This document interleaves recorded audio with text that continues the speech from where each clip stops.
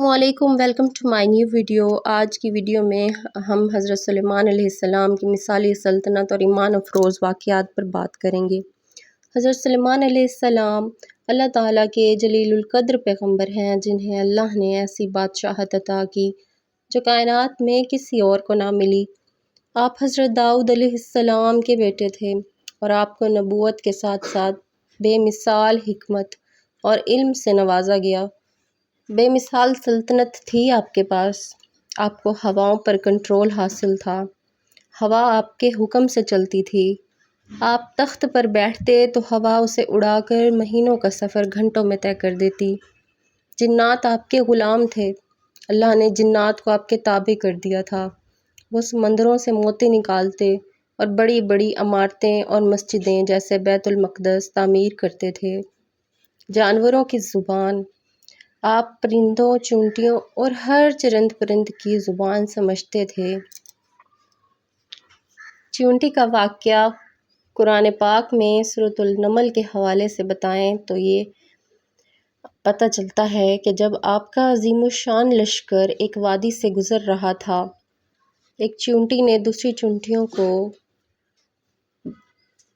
خبردار کیا کہ چھپ جاؤ، کہیں سلیمان کا لشکر تمہیں کچل نہ دے۔ حضرت سلیمان علیہ السلام 3 میل کی دوری سے اس کی آواز سن سکتے تھے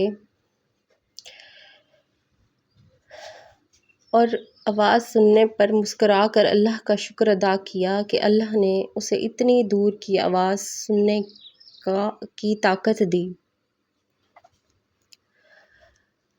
حضرت سلیمان علیہ السلام کی زندگی میں بہت سے ایسے واقعات ہیں جو حیران کر دیتے ہیں۔ ہدہد اور ملکہ بلقیس کا قصہ یہ ویڈیو کا سب سے دلچسپ حصہ ہے۔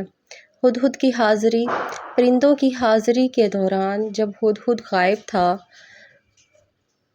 جب وہ آیا تو اس نے بتایا کہ یمن کے ملک سبا کی خبر دیتا ہوں، جہاں پر ایک عورت بلقیس حکومت کرتی تھی اور وہ قوم سورج کی پوجا کرتی تھی۔ دعوت اسلام، حضرت سلیمان علیہ السلام نے خط لکھا اور ملکہ بلقیس کو دین اسلام کی دعوت دی۔ خط کی ابتدا بسم اللہ سے تھی۔ ملکہ نے تحائف بھیجے مگر آپ نے ٹھکرا دیے اور فرمایا کہ اللہ نے مجھے جو دیا ہے وہ تمہارے ان تحائف سے بہتر ہے۔ تخت کی منتقلی، ملکہ کے آنے سے پہلے آپ کے ایک امتی آصف بن برقیہ نے اللہ کے اسم اعظم کی برکت سے بلقیس کا تخت پلک جھپکنے میں حاضر کر دیا۔ شیش محل میں آمد اور ایمان، جب ملکہ بلقیس شیش محل میں داخل ہوئیں تو انہیں لگا کہ یہاں سامنے پانی ہے۔ انہوں نے اپنے پائنچے چڑھا لیے۔ آپ نے بتایا کہ یہ پانی نہیں بلکہ شفاف شیشہ ہے۔ ملکہ بلقیس اس جاہ و جلال کو دیکھ کر پکار اٹھیں، اے میرے رب، میں نے اپنی جان پر ظلم کیا، اب میں سلیمان کے ساتھ ایمان لاتی ہوں، ایک اللہ پر ایمان لاتی ہوں، اور وہ مسلمان ہو گئیں۔ عدل و انصاف کے فیصلے، بچپن ہی سے آپ بڑے ذہین فیصلے کرتے تھے۔ 2 عورتوں اور ایک بچے کا مشہور واقعہ ہے جس میں آپ نے اپنی حکمت سے اصل ماں کا پتہ چلا لیا، جس میں آپ نے جب بچے کو کاٹنے کا حکم دیا تو اصل ماں تڑپ اٹھی اور بول اٹھی، جس سے سب کو پتہ چل گیا کہ اس بچے کی اصل ماں کون ہے۔ وفات کا عبرتناک منظر، بیت المقدس کی تعمیر جاری تھی اور جنات کام کر رہے تھے حضرت سلیمان علیہ السلام کی نگرانی میں۔ حضرت سلیمان علیہ السلام اپنی لاٹھی کے سہارے محراب میں کھڑے تھے، اللہ کی عبادت کر رہے تھے کہ آپ کی روح قبض کر لی گئی۔ آپ 1 سال تک اسی حالت میں کھڑے رہے اور جنات ڈر کے مارے کام کرتے رہے۔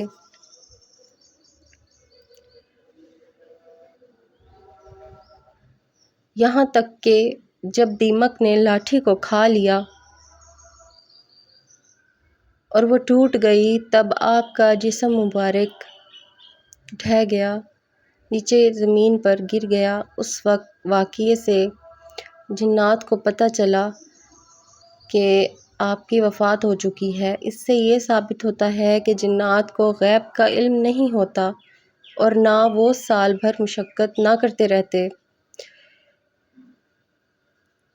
حضرت سلیمان علیہ السلام کی زندگی ہمیں سکھاتی ہے کہ اقتدار اور دولت کتنی ہی کیوں نہ ہو، انسان کو ہمیشہ اللہ کا فرما بردار رہنا چاہیے، شکر گزار رہنا چاہیے اور اللہ کے سامنے عاجز رہنا چاہیے۔ کچھ آیات کا ترجمہ اور 1-2 آیات شیئر کی ہیں جو کہ اسی واقعے سے ریلیٹڈ ہیں۔ امید کرتی ہوں آپ کو اچھی لگیں گی۔ پلیز ویڈیو پر یہاں تک آ گئے ہیں تو لائک، شیئر اور سبسکرائب کر دیجیے گا، پیارا سا کمنٹ کر کے حوصلہ افزائی کیجیے گا۔ یہاں تک کہ وہ چونٹیوں کے میدان میں پہنچے تو ایک چونٹی نے کہا کہ چونٹیوں اپنے اپنے بلوں میں داخل ہو جاؤ، ایسا نہ ہو کہ سلیمان اور ان کا لشکر تمہیں کچل ڈالیں اور انہیں خبر بھی نہ ہو۔ سورۃ النمل کی آیت ہے یہ، آیت نمبر 18۔ اس کے علاوہ اور بھی بہت ساری آیات ہیں جو کہ اس واقعے کو ریپرزینٹ کرتی ہیں، ان میں سے کچھ میں نے اس ویڈیو کے اینڈ میں ایڈ کی ہیں۔